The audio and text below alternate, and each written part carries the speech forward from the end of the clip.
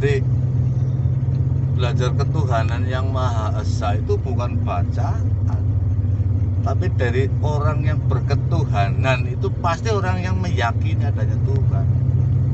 Pancasila, saya tidak bisa mengucapkan ketuhanan yang Maha Esa, tapi sifat dari sila pertama gue ini orang bisa di setiap orang mahal, maka dikatakan berketuhanan. Berketuhanan berarti kan benar-benar kamu menuhankan bahwa air, bumi, angin, api itu adalah sifat unsur yang tidak bisa dipisahkan. Pemahaman demi pemahaman, orang sudah dikatakan, misalkan dikatakan, wah nafsu itu harus dihilangkan. Belgedes apa nafsu dihilangkan apa? Buktinya anak-anakmu orang nafsu makan beda itu kok nampil nafsu makan. Tapi setelah orang itu bertumbuh balik, terus bisa berpikir, semakin besar, semakin bisa dewasa, harus bisa mengendalikan. Agar ngugone itu nafsu tuh, oh ya pengen ngeliat randana 5. Tapi kan ada hukum sebab musabab imbase padane kok kasih uli 5, uli 1 tok basing temenanan gelem sepiti maning nang bunda. Nah itu perlu dipahami. Hiduplah dengan dasar Pancasila. Namun perlu dipahami. Satu, kita harus bagaimana hiduplah dengan berketuhanan.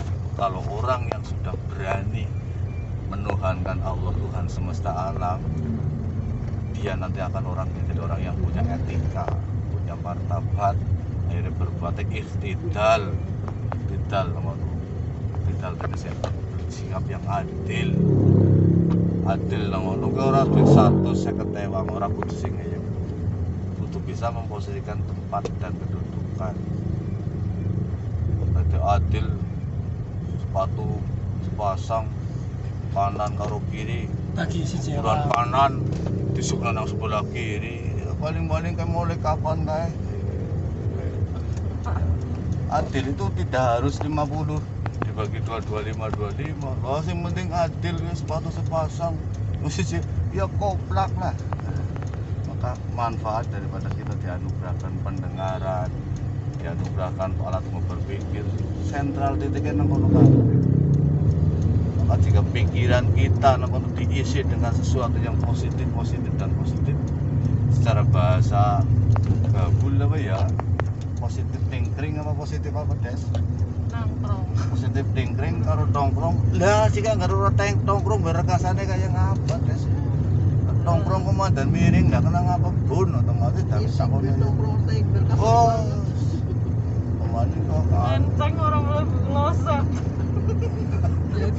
Siki arep cerita tentang Tuhan bukan mati gitu kan orang bakal rampung dong. Tapi berbicaralah tentang diri kita sendiri. Proses oh iya ya. Akeh kisah seorang Budeng lah kayak Budi Marianto. Hanya dengan bahasa apa? Apa kepengennya apa Bud?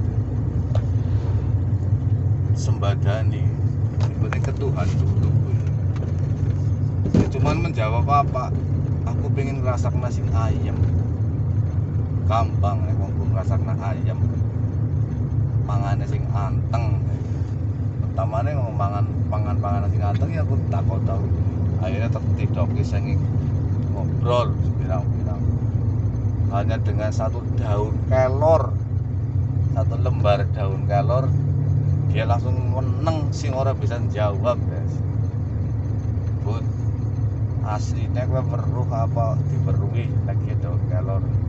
Dia pertama jawab ya aku weruh. Dan memang aku weruh temenan. Jajal omongna daun molokoto kayak ngapa wujude. Nyatanya orang bisa ngomong jajal. Ayo tak jawab, tak jelasna pelan-pelan. Godhong kelor gue mau delengnya aja godhonge. Gue mesti ngerti manfaatnya karena gue nang dunia kayak gue wis paham. Ngundang iki. Begitu sampai titik akhirnya jajal dipandang sing benar-benar dipandang. Yang melihat itu aslinya kamu apa kamu diperlihatkan. Dan diam sampai akhirnya merenung. Jane ya godhong gue sing aku sing dititipin aku Gusti Allah ya.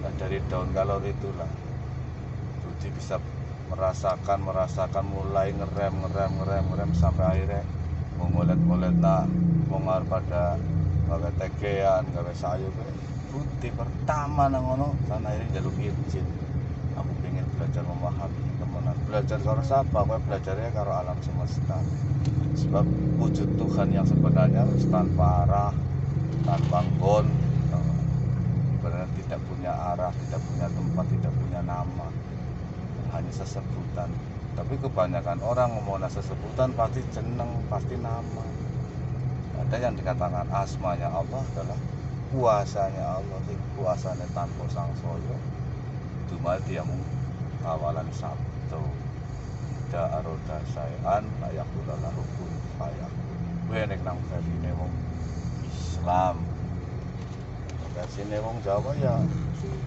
pun dadi sak ciptaan ingsun makanya jenis-jenis kehidupan ya seperti itu kan dan pun nang ono wis beda cerita maning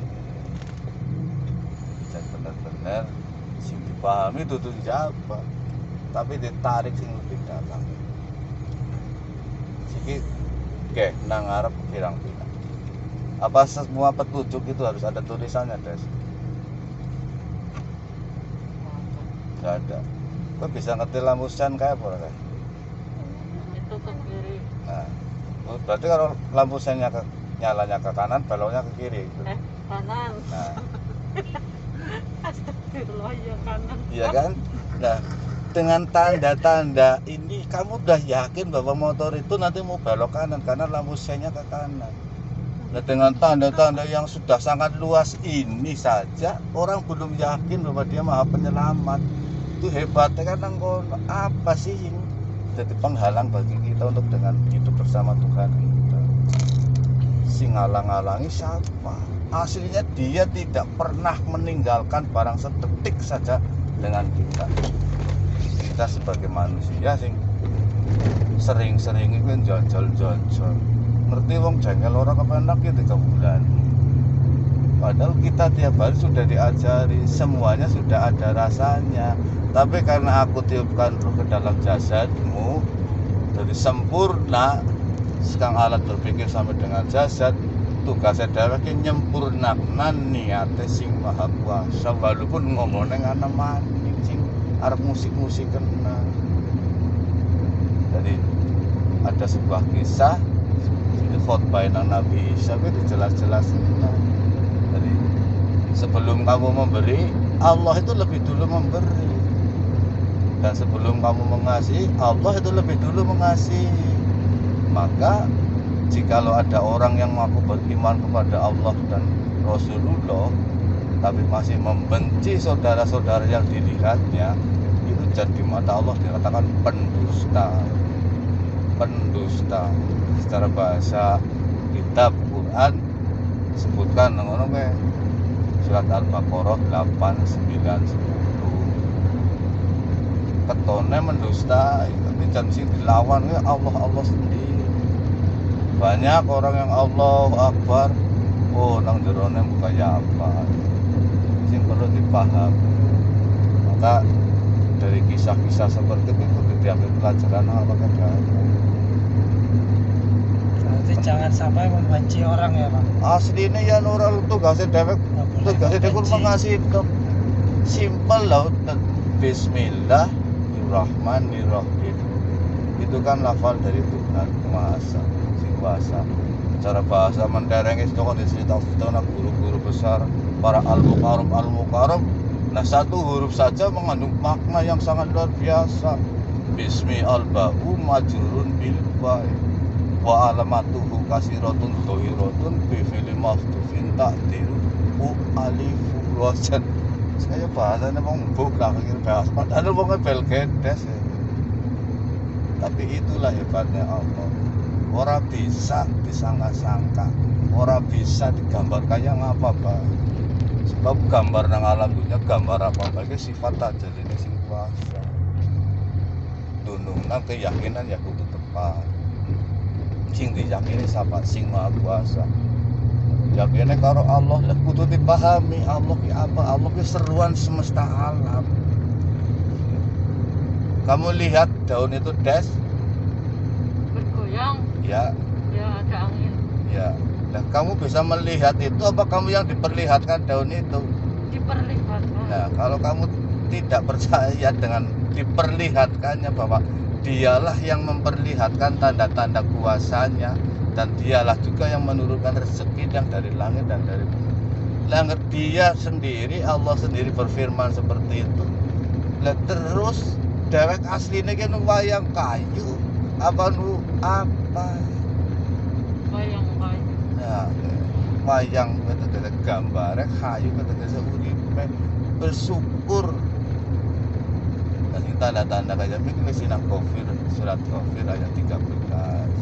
Dia sendiri yang menunjukkan, dia sendiri yang memberikan cahayanya, dia sendiri.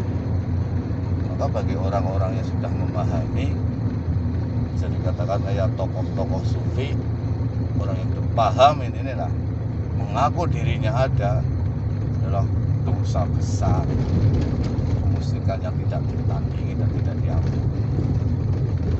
Sebab yang ada hanya dia saja.